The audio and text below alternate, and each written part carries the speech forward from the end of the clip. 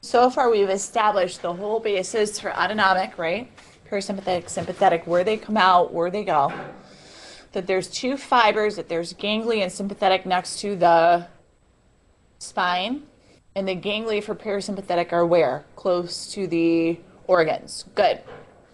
So what I want you to imagine at this point, I'm going to bring people at home in here for a second. Okay. What I want you to imagine is we're going to look at the inside of the cord. Okay. And what does the inside of the cord look like?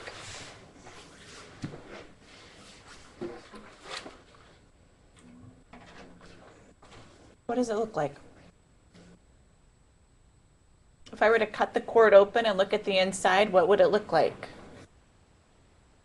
White on the outside, thank you, and gray on the inside. And what is that gray structured like? What does it look like?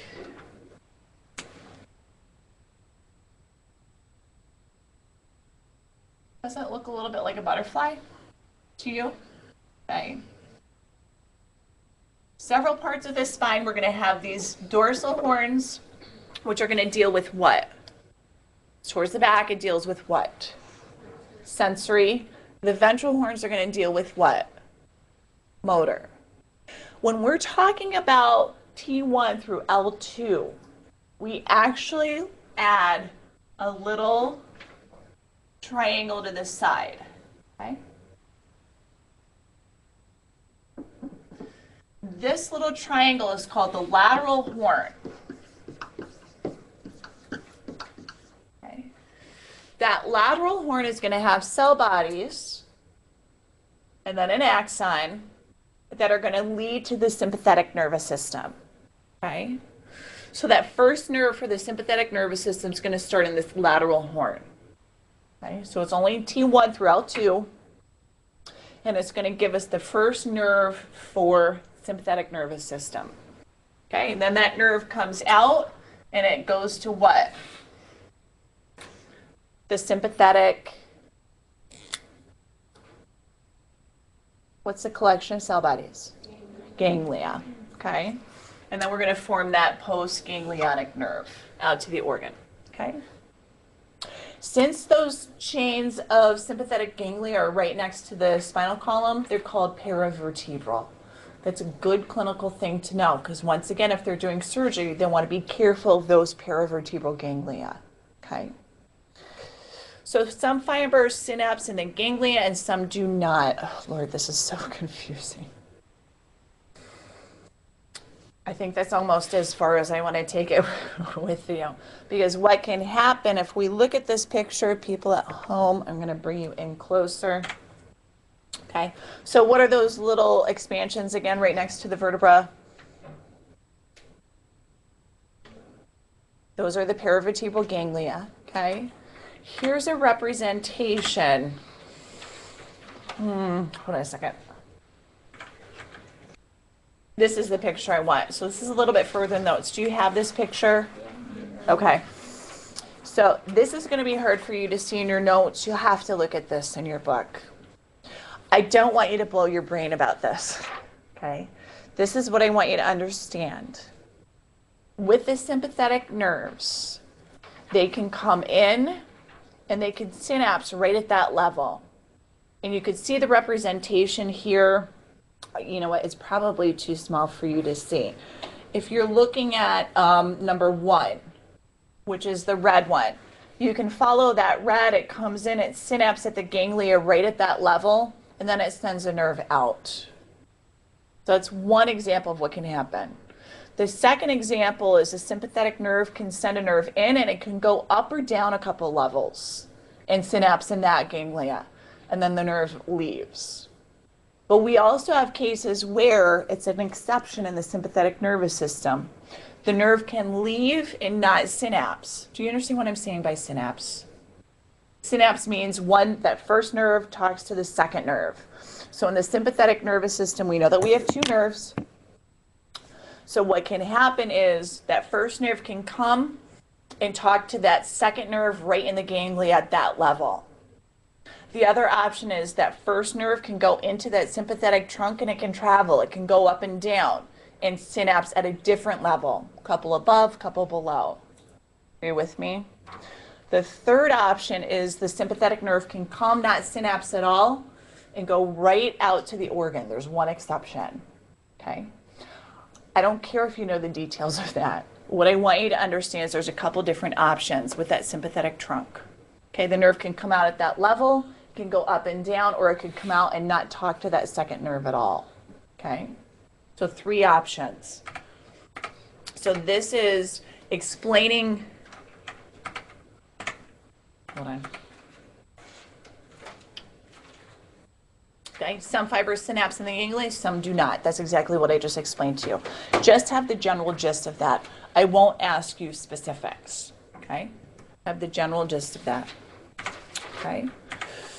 Upon entering the sympathetic trunk, this describes each of them. Okay, can synapse with a ganglia within the same ganglia at that level, can ascend or descend, or can pass through that trunk without synapsing. Okay. This actually shows you specifically which does which, okay? But once again, I'm not going to make you get too much into that. I think it's a little too confusing. Splitkick nerves are going to be nerves below the diaphragm. The division are greater thoracic. Which do I have? Do I have least? Oh, yes. Oh, I have them all. Lesser thoracic, least thoracic, and lumbar. I'm reading the monitor rather than going back down to the notes. So, okay. So these guys are going to be important because these are going to be sympathetic nerves. So these divisions off of the sympathetic nervous system are going to provide the sympathetic innervation to the GI tract, to that region, to that area. Okay? So what I would know from this is their names: greater thoracic, lesser thoracic, least thoracic, and also lumbar. Okay? Now here's the adrenal medulla. The adrenal medulla, guys, is going to release your norepinephrine and epinephrine. Does anybody know what those 2 substances do?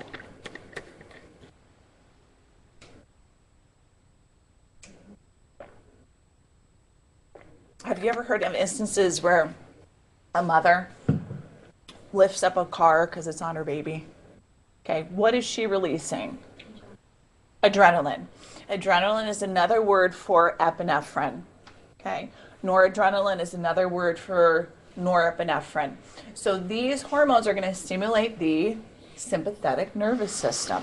Okay? They come from the adrenal medulla, which sits on top of the kidney. So the adrenal medulla, we'll get into specificities of that in the future. The adrenal medulla releases epinephrine and norepinephrine, which is going to stimulate that strong sympathetic response. Okay? Kicks into play that fight or flight, adrenal medulla. Okay? So adrenal medulla is really a big part of the sympathetic nervous system, isn't it? Okay, if it stores those hormones and neurotransmitters. Any questions? Excellent. Okay.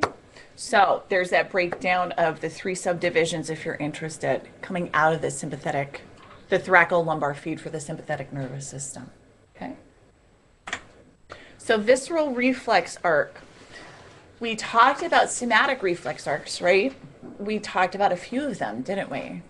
And reflexes are in place for what again? What do reflexes do for us? Some sort of protection. So not only do we want to protect our musculoskeletal system, we also want to protect what? What does viscera refer to? Organs. Okay, so we have visceral reflex arcs, which will happen right at the cord as well. It's the same thing. There's a receptor, a sensory nerve, that integration center, which is going to be an interneuron, and then a motor response. Okay? So it can happen at the cord, it can happen in the brain, and we can also have reflexes in the organs themselves. But this is an example of it at the spinal level. You can also see that dorsal root ganglia, which is going to be on the sensory or motor nerve rootlets on the cord. Sensory, very good. Okay. Okay. Visceral reflex arc is going to be self-regulating, okay? But the hypothalamus, which is where? What's it below? What's it below the hypothalamus? Not a trick question. It's, God bless you, it's below the thalamus. It's a huge regulator for the autonomic nervous system. Okay, it's a huge regulator for the autonomic nervous system. It's going to release a lot. It helps regulate, I should say, the release of hormones. It has respiratory centers. It has cardiovascular centers. Our temperature is regulated by the hypothalamus. If you get a fever, okay, my little guys just had a fever and a cold, which I'm lucky enough to get now. Their hypothalamus is what regulates that. Okay, if you ever have to guess out of a long list of structures that do a lot of things in the brain, hypothalamus is going to be your guy. Okay, it does a ton of stuff. Okay, ton of stuff. So it releases hormones, helps to regulate temperature, thirst, hunger, okay, tons of stuff. Oh, this is a great clinical little nugget of knowledge here. When I have that bout, excuse me as I do this up, of diverticulitis, I had no idea what I had. All I knew is I had diffuse abdominal pain. So even though the area that's injured are my intestines, but you guys know what diverticulitis is. It's a little outpocketing of the intestines, and you could get an infection in them, which infects the intestines and then can spread through the intestines. That's what happened to me. And they were afraid that it was opening up into my peritoneal cavity. That's why I was in the hospital for 5 days. Luckily, it didn't. But what I was having, instead of pain in that little bitty, 2-centimeter diverticula, I had pain everywhere in my abdomen. I had what was called a referred pain. Okay? And what happens is, even though it's in one specific area, you get kind of this diffuse pain because all the receptors are kind of getting crisscrossed. Another great example is heart attacks. Okay? Where's a heart attack felt in people? Have you ever heard this? Arm, left arm. Is that where your heart is? No, of course not. But what happens is the fibers that the heart and the arm travel on crisscross together, so your brain gets confused as to where the pain really is. So this picture is a great introduction into those referred pains. It's good to have a working knowledge of referred pains because sometimes they can seem not what they are. I dated a guy in college whose grandmother had right jaw pain, and she knew that it being persistent was not right. And she called her doctor and she said, I think I might be having a heart attack. I just read it in Reader's Digest because women get atypical referral patterns. And she was getting that right jaw pain and right shoulder pain. And he was like, you're not having a heart attack. You just, grinding your teeth or something like that. She hung up. She immediately just dialed 911 and said, I think I'm having a heart attack. She was. So it's good to know a basis of these referral patterns so you can start to rule out different conditions, okay? One of the big things when you start to talk about pain, if pain is persistent and unrelenting, there's a problem, okay? There's a problem. If she woke up with jaw pain and it got better during the day, that would be one thing. But if she's an 80-year-old woman with right jaw pain that's unrelenting, do we understand what that means? Unrelenting, okay? Maybe she should be checked, okay? Unrelenting pain is bad. A lot of times it's visceral pain, okay? So we've got heart, gallbladder, appendix, usually is going to be right lower quadrant, can start periumbilical, okay? You see, those are all broken down for you. So be good to be acquainted with those, okay? Heart's a big one. I think gallbladder is a big one. Can be right shoulder, can be right scapula. Let's see, what else is a big one? Well, they're all kind of big, but heart and gallbladder, I think, and appendicitis, okay? I think are big, important ones. Appendicitis is going to refer to that right lower quadrant. Do you guys want to shut that back door? No? Okay. Feel free if you want to, just prop it open, okay? So, autonomic nervous system physiology. Yes, there's more, okay? So, we've talked about the preganglionic fibers and the postganglionic fibers, or nerves. You could use either one of those, Here's the difference. Okay, we talked about epinephrine and norepinephrine. What is that also referenced as again? Adrenaline. So who would you link that into? Sympathetic or parasympathetic? Sympathetic, absolutely.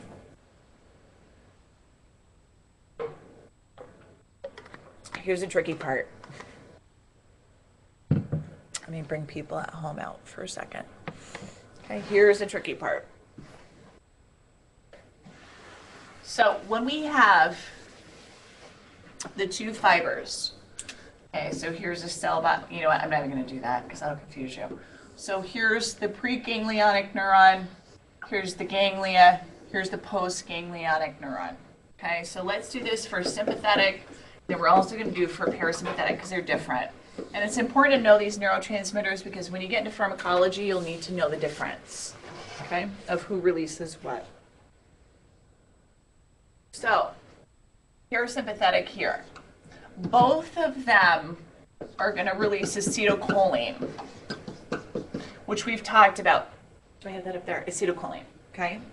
Which we talked about with what? What neurotransmitter is acetylcholine used for? Or what system uses acetylcholine as a neurotransmitter? Muscle contraction, very good.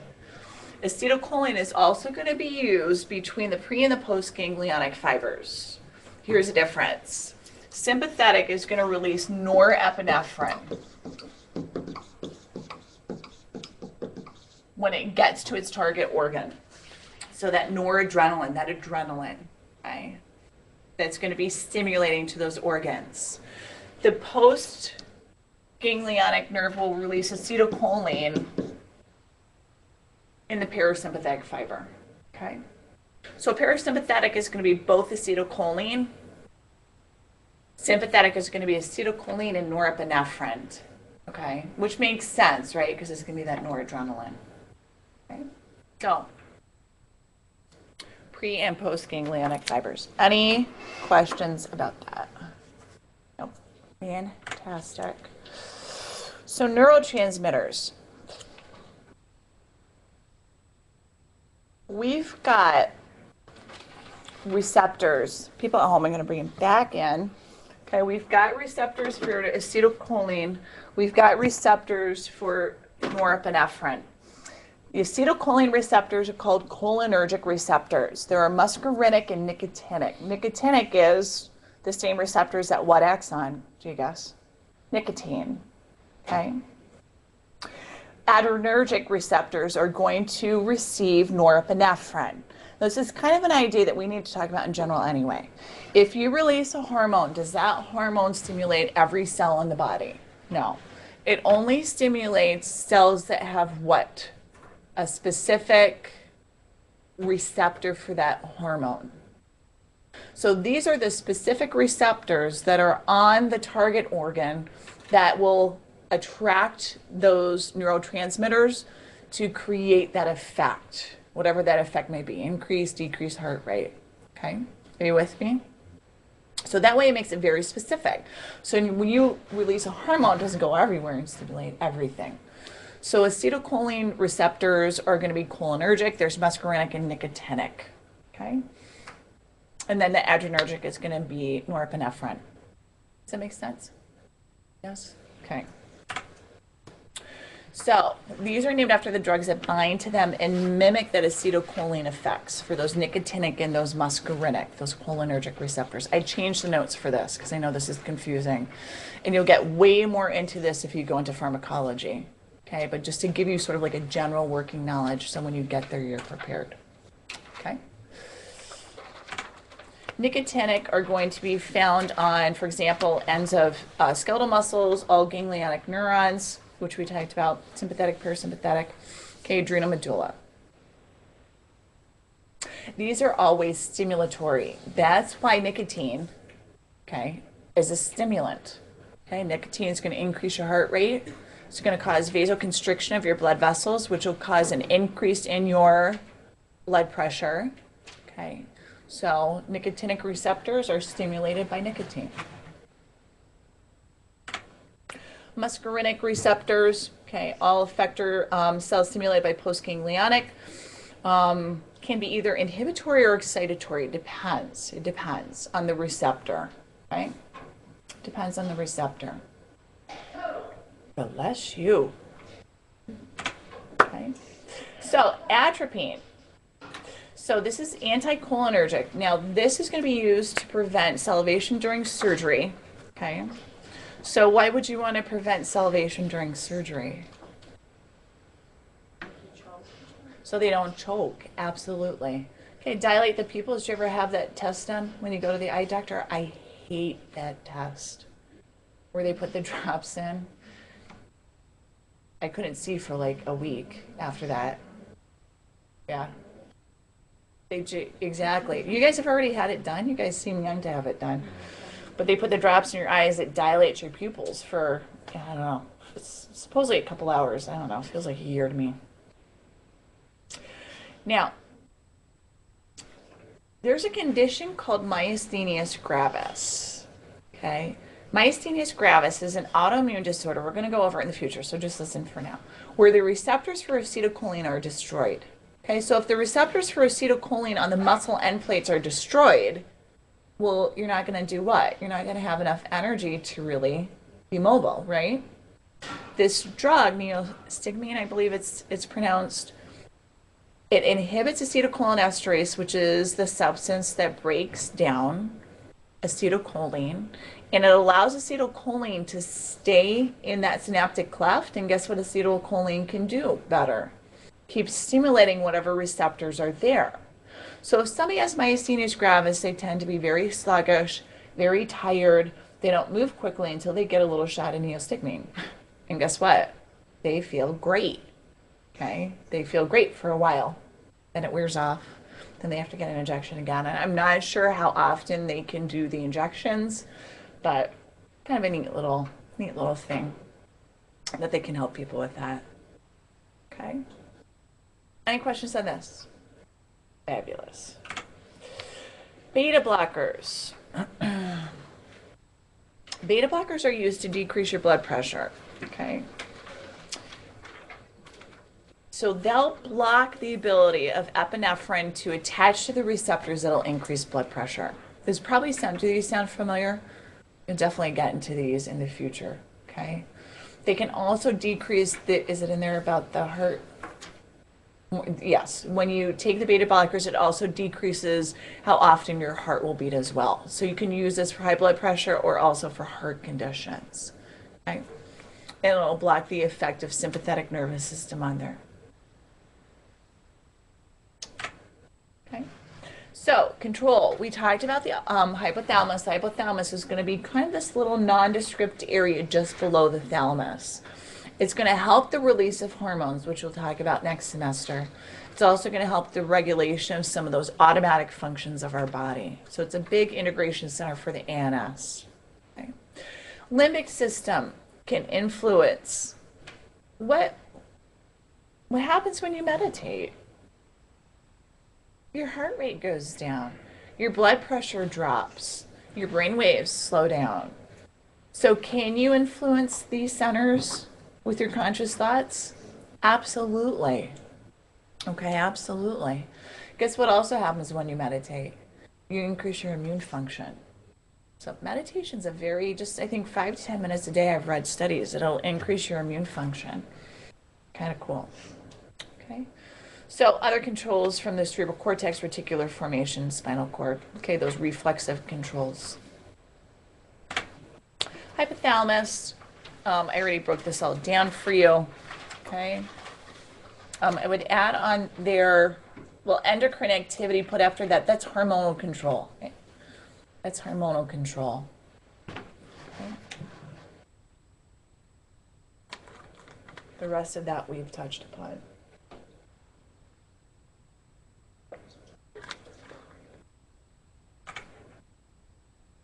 Development of the ANS.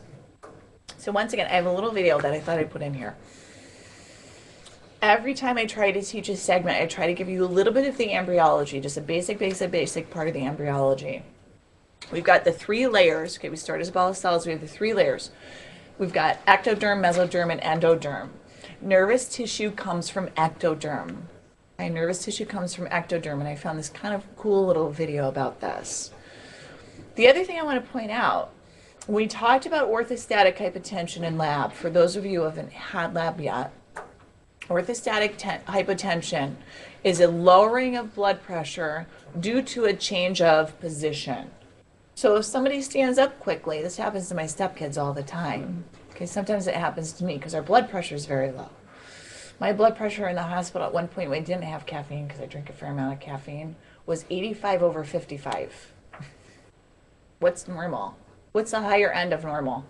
140 over 90, right? So I was like, the nurse was like, should I take that again? No, that's just normal for me. But that being said, when I stand up quickly, if I haven't had a lot of caffeine or a lot of salt, my body cannot accommodate that positional change, and what happens to the blood supply going to my head? It goes down. Brain loves what? Glucose and oxygen. So you lose the supply of blood to it, supply of glucose and oxygen. What do you start to do once you stand up quickly? You start to black out, right? Okay. Part of that too is as we get older, the autonomic nervous system just doesn't function as well. It just isn't as responsive and quick. So people that are elderly, you have to be very careful with changes of position, okay? To be very careful. So development of ectoderm in the embryo, developing fetus.